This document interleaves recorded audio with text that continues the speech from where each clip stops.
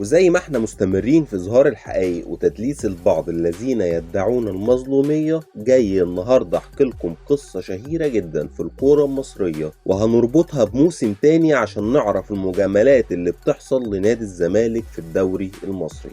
بس قبل ما ابدأ معاك ما تنساش تعمل لايك وكومنت وشير عشان تساعد في انتشار الفيديو. والحقيقة في موسم 2000-2001 مباراة الزمالك والمقاولين العرب، الفريق اللي لحد دلوقتي ما عندوش جمهور خالص وكلنا عارفين ده. الزمالك وقتها كان متصدر الترتيب والمقاولين بيصارع على الهبوط، وفي الدقيقة 40 تقريبا رضا البلتاجي بيصفر ضربة جزاء على الكورة اللي قدامنا دي. طبعا ضربة جزاء 100% وتستحق عقوبة إدارية كمان بعد تدخل لعيب الزمالك المتهور، ومن غير ما يلمس الكورة تماما صفر رضا ضربة جزاء. قامت لعيبة الزمالك اعتراضات كعادتهم على كورة صحيحة 100%. جمهور الزمالك طبعا حاسس بالظلم كعادته، يعني دي كانت البداية فقط. بعد تنفيذ ركلة الجزاء وتسجيل هدف المقاولين الأول وانتهاء الشوط الأول بتقدم المقاولين، وأثناء خروج الحكم بين الشوطين واحد من جمهور الزمالك المشحون من لعيبة الزمالك اللي بيداروا فشلهم دايما في الحكام واتحاد الكورة راح رامي الطوبة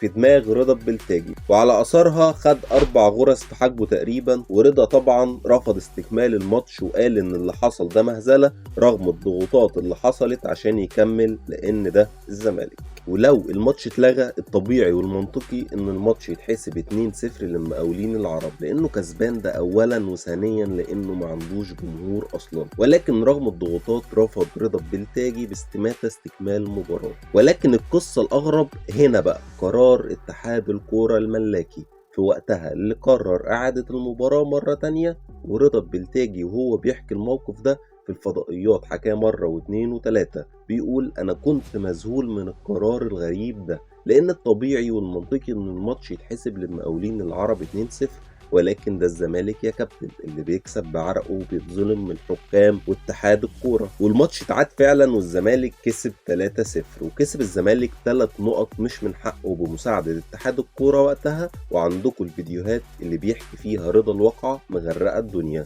وهنا هاخدكم وهرجع لورا شوية والربط اللي قلتلكوا عليه، وتحديدا في موسم 78-79 لما فاز الزمالك بالدوري كله بفرق هدف عن الاهلي. والهدف ده كان اعتباري بعد الغاء ماتش المنصوره والزمالك بسبب شغب جمهور المنصوره وقتها، واتلغى الماتش واتحسب 2-0 للزمالك، ولم تتم اعاده المباراه زي ما حصل في ماتش المقاولين العرب، رغم ان الحكم محدش حدفه بطوبه حتى. ودي بطولات الزمالك الحلال اللي من غير مساعده اي حد خالص، لا بالمجهود والعرق زي ما كابتن شيكابالا بيقول دايما.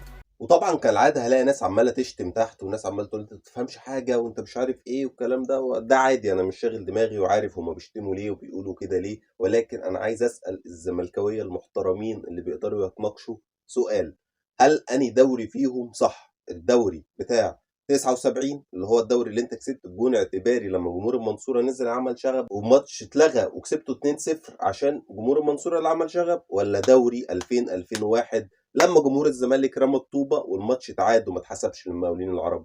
يا ريت ترد عليا وتقول لي انهي ماتش فيهم او انهي دوري فيهم عايز تحسبه وعايز تتنازل عن الدوري الثاني. وهنا بنوضح اهو ان ال 14 دوري اللي انت واخدهم مش حلال ولا حاجه، لا، بمساعده الحكام ومساعده اتحاد الكوره ومساعده الناس كمان. استنوا حاجات ومفاجآت وحاجات اكتر من كده بكتير الفتره اللي جايه. سلام.